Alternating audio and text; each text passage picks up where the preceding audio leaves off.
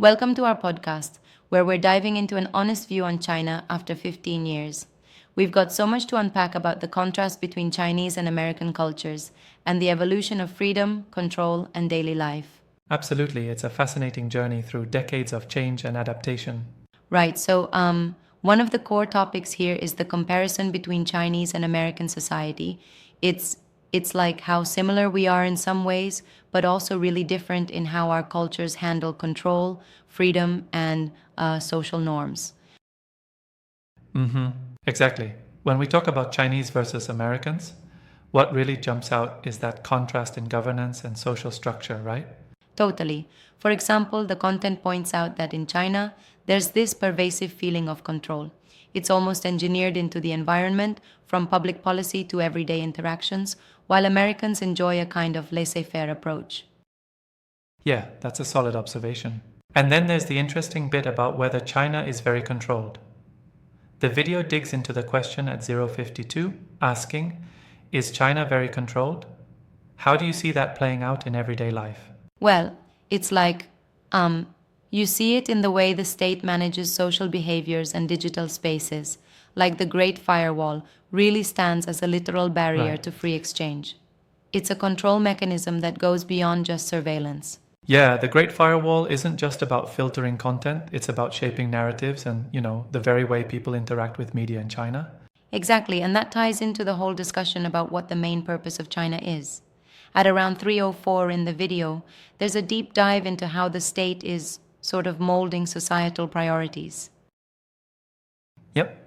So, in a way, it's not just about control, but also about establishing a national identity that aligns with political and social objectives. Precisely. And then the conversation shifts to freedom issues. How much freedom you have under such a system, and the trade offs that come with it. It's interesting because you might assume that control necessarily limits freedom, but here, many Chinese seem to find a form of personal freedom within that structure. That's an intriguing perspective. Right, but then there's the segment on the least friendly city in China, which is almost a microcosm of these issues. It paints a picture of how urban centers can sometimes exaggerate the tension between state control and personal life. Absolutely. And it's like, when you think about it, these cities are carefully crafted environments, almost like it's like the state is consciously designing them to both facilitate and restrict certain behaviors. Yeah, exactly. That really brings us to the more contentious topic: why Chinese people might not be clamoring for democracy. It's intriguing because it challenges the assumption that every society naturally leans toward liberal democracy. For sure. The video explains that many people in China might actually see the current model as more stable and harmonious than the chaos that can sometimes accompany a full blown democratic transition. That's an interesting counterpoint. But I have to ask, don't you think that argument might be a bit too convenient? I mean, isn't it possible that the lack of political freedoms might hinder innovation in the long run? That's a fair challenge. And honestly, while the stability argument holds water for many, it's also true that prolonged control can stifle creativity and dissent, which are core to progress. Yeah, I see your But point. there's a balance, right? Right, balance is key. Now, shifting gears to something a bit more everyday, the Great Firewall again. It's almost emblematic of the Chinese experience today. Yes, living with the Great Firewall is like it's like an everyday challenge and a unique cultural quirk at the same time. It shapes how people gather information and interact with the world. Yeah, it's definitely a defining characteristic. And then there's learning Chinese and the evolution of Chinese habits. The video really emphasizes how language and cultural practices in China have changed over the years. Right?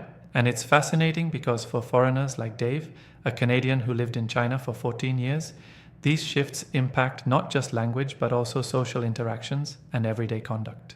Exactly. And it's like when you try to learn Chinese, you're not just learning a language, you're absorbing an entire mindset and way of life. That's a perfect way to put it. Speaking of changes, the content also covers how China has evolved over time. It's not static at all, right? Definitely not. The video, at around 1354, discusses the transformation in Chinese society, how modernization and global influences have reshaped everything from urban landscapes to individual lifestyles. Yep, that's a big factor. And looking ahead, it even speculates on the future of China. considering both its economic might and potential challenges with freedom and social structure. Yes, and it's all part of that broader narrative of how the West seems to be slipping in comparison, especially when it comes to infrastructure and rapid development. You're right. There's a segment around 1713 that takes a hard look at why the West seems broke compared to China's aggressive growth strategies. Yeah, it's like a reality check. And then we have the fascinating comparison between Singapore and China, especially in terms of salaries and cost of living. It really highlights the diverse economic landscapes across Asia. Absolutely. Singapore versus China is a prime example of contrasts, not only in salaries, but in lifestyle, regulations, and even personal freedoms. It's crazy how different they can be. Right, and this ties back to how Chinese society, despite its challenges, offers a unique convenience in daily life that many find attractive. Exactly. Think about it. The convenience of public transport, technology integration, and, a certain rhythm to daily life. It's something that often gets overlooked when discussing freedom issues. Yeah, that's very true. And then, on a more personal note, there are discussions about Chinese friends and social relationships, which is a whole different aspect to consider. Right, because despite all the control and regulation, people find ways to build deep, meaningful connections. It's almost like the human spirit finds a way. Absolutely, it's heartwarming.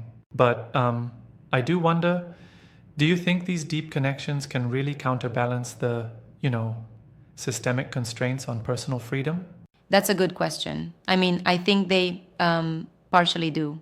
However, it depends on individual perspectives and the importance they place on personal liberty versus social stability. Yeah, that makes sense. And wrapping it up, the convenience of China, from its infrastructure to the adaptability of its people, really frames this honest view that China is not just a monolith of control, but a dynamic society ready for future challenges. That's a great summary. So, overall, it seems that while there are undeniable limitations in freedom and a controlled environment, there's also a unique evolution and resilience in Chinese society. Exactly, and it's like, you really have to appreciate the complexity of it all, not just the critiques, but also the innovations and human aspects that emerge over time. Yep, it's a layered narrative for sure.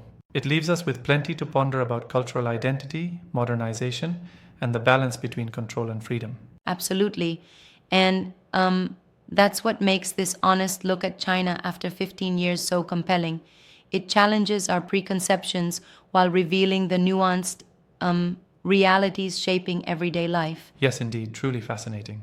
Thanks for the engaging conversation. I feel like we've only scratched the surface of what this content offers, but it's a conversation that's definitely worth continuing. You got it.